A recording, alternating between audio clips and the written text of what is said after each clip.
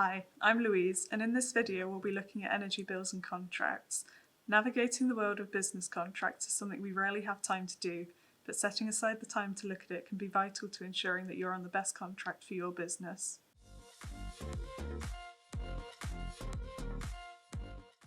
When taking an energy reading, there are several different styles of meter to look out for, manual or smart.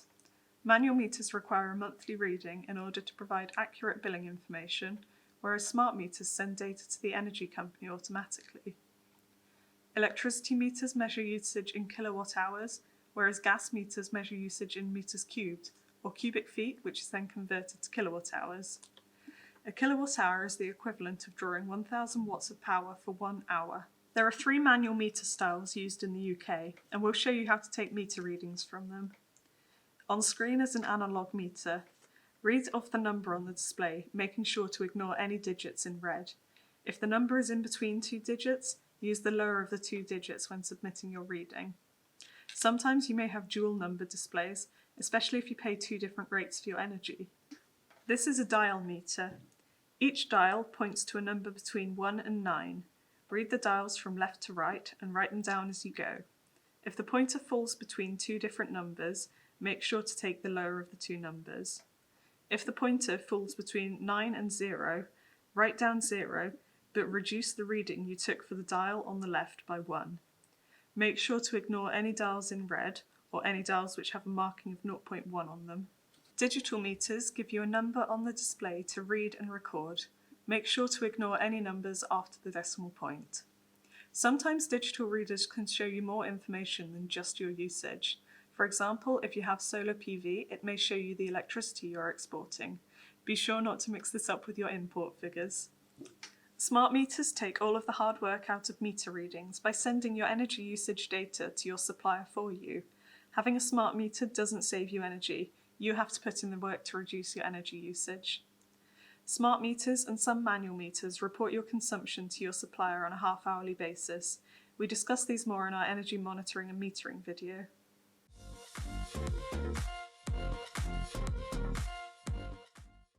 So that's covered how to take a meter reading in the UK. Next, we'll be looking at what style of meter you have. Single rate meters do exactly what it says on the tin. They charge you a single rate for your usage regardless of what time of day you're consuming your energy. 2 rate meters charge 2 different rates for your energy depending on when you consume it. These include time of use meters and evening and weekend meters. If your business works outside of peak hours, you could benefit from reduced energy costs. If you have a larger business site with several different buildings, you may have a multi-site meter. These are made up of several meters linked to one main electricity meter. The main meter monitors the other meters, and that means you only end up with one bill at the end of it.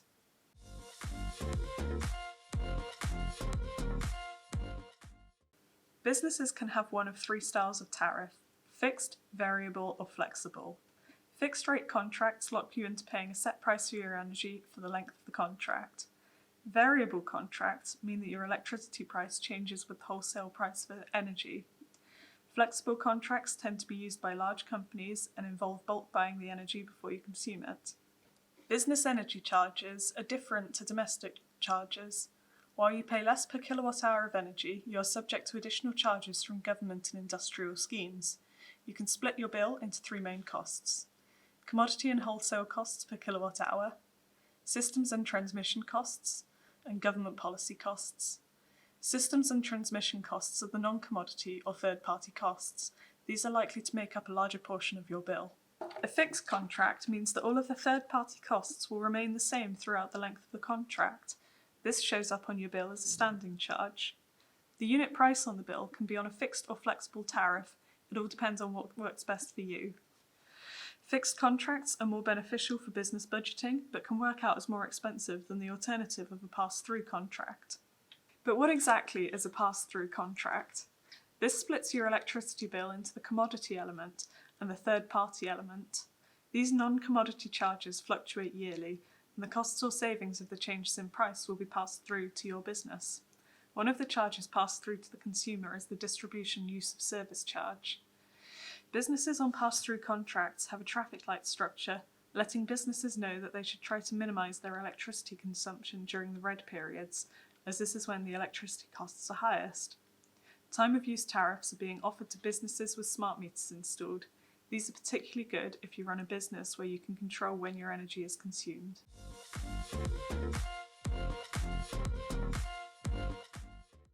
Before we move on, let's talk about VAT.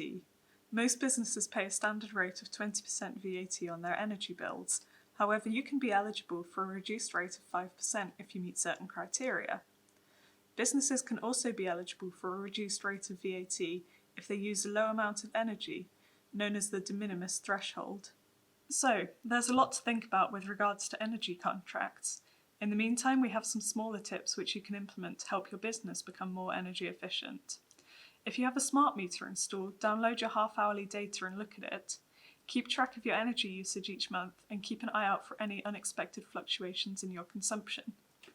Check that the units on your gas bill match the units on your gas meter.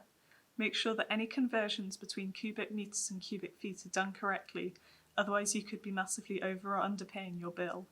If you are moving business premises, check the type of contract you are moving into and always make sure you negotiate a new one.